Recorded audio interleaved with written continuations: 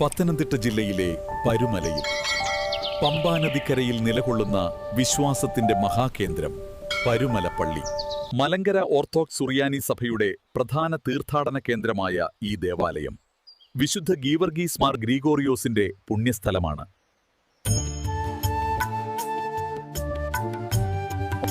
ആയിരത്തി 895 പമ്പാനദിക്കരയിലെ ഒരു വനപ്രദേശത്ത് പരുമല തിരുമേനി ഒരു ചെറിയ പള്ളി സ്ഥാപിച്ചു. തിരുമേനിയുടെ പ്രാർത്ഥനയും വിശുദ്ധ ജീവിതവും ഈ സ്ഥലത്തെ അതിവേഗം പ്രശസ്തമാക്കി. 1902 തിരുമേനിയുടെ നിര്യാണത്തിന് ശേഷം അദ്ദേഹത്തിന്റെ കബറിടം ഇവിടെ സ്ഥാപിച്ചു. അതിവേഗം ഈ സ്ഥലം അത്ഭുതങ്ങളുടെ കേന്ദ്രമായി മാറി. തീർത്ഥാടകരുടെ തിരക്ക് വർദ്ധിച്ചതിനാൽ പുതിയ പള്ളി നിർമ്മിക്കുകയും 2000 കൂടാശ നടത്തുകയും ചെയ്തു. നവംബർ ആദ്യ ആഴ്ച നടക്കുന്ന പരുമല പെരുന്നാൾ, പ്രത്യേകിച്ച് നവംബർ 2-ാം തീയതി വിശുദ്ധന്റെ ഓർമ്മ പെരുന്നാൾ. പള്ളിയോട് അനുബന്ധിച്ച് ആശുപത്രിയും വിദ്യാലയവും ഉൾപ്പെടെ നിരവധി സാമൂഹ്യ സേവനങ്ങൾ പ്രവർത്തിക്കുന്നു.